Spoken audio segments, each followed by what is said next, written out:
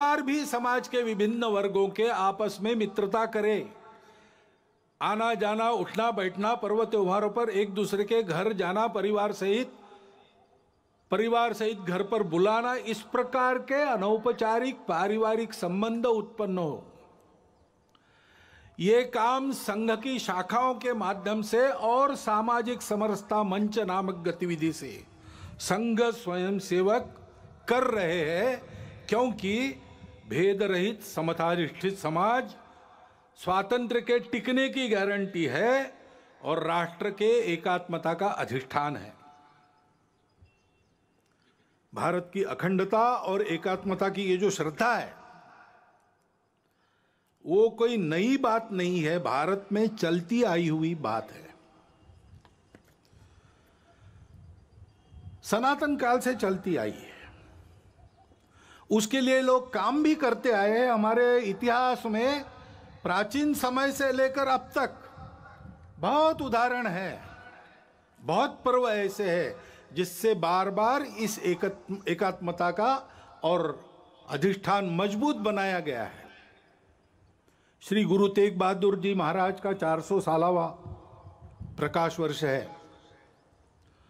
उनका बलिदान क्यों हुआ था? इसलिए हुआ था कि ये जो भारतवर्ष की चलती आई हुई एकात्मता की, प्रेम की, अखंडता की परंपरा है, उसका आधार तो यही है कि हम सब विविधताओं को स्वीकार करते, पूजा की भी विविधताओं को स्वीकार करते हैं। और उस समय देश में यह अत्याचार चल रहा था कि अपनी पूजा बदलो नहीं तो मरो। तो कश्मीर से लोग गुरु जी के पास आए, हाथ जोड़कर सुरक्षा के लिए विनती की। तेग बहादुर जी चले गए दिल्ली बादशाह के सामने और अपनी धर्म श्रद्धा का परिचय देते हुए उनका बलिदान हुआ। उन्होंने अपना सिर दे दिया, परंतु भारतवर्ष में इस प्रकार की पूजा की स्वतंत्रता बनी रहेगी, सबकी पूजा स्वीकार होगी, कोई एक दूसरे की पूजा पर जबरदस्ती नहीं कर सकता। यह जो अपने भारतवर्ष के संस्कृति का सार है उसको उन्होंने दिया नहीं, सिर दिया, सार नहीं दिया। इसलिए हिंद की चादर कहलाए। भारतवर्ष की स्वतंत्रता, भारतवर्ष की एकात्मता, अखंडता के लिए बलिदानों, मिनी वीरों की सनातन काल से जो आकाश गंगा यहां चली आ रही है, उस आकाश गंगा के वे सूर्य से थे।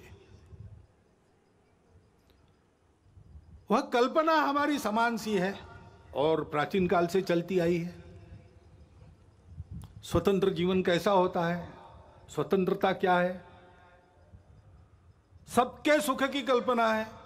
मंत्र पुष्प में हम कहते हैं अपुत्रा पुत्रिणः सन्तु पौत्रिणः अधना सधना सन्तु सर्वे सन्तु निरामया।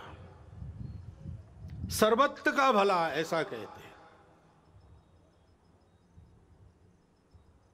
सबके सुख की कल्पना, किसी को नहीं छोड़ा, वसुधैव कुटुंबकम मानकर सब जिसमें सुखी हो